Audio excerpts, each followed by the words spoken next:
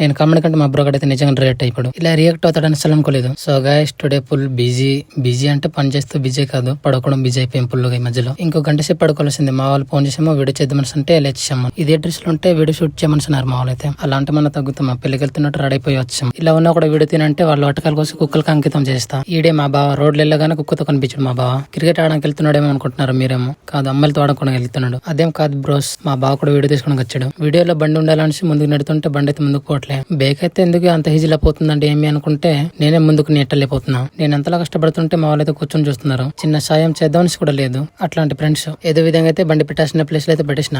Video తీసుకుంటుంటే మా bro అయితే నిజంగానే కొట్టేశాడు. యాక్చువల్ అది వీడియో దాకే పక్కన ఉన్న వాళ్ళము నిజంగానే అనుకున్నారు.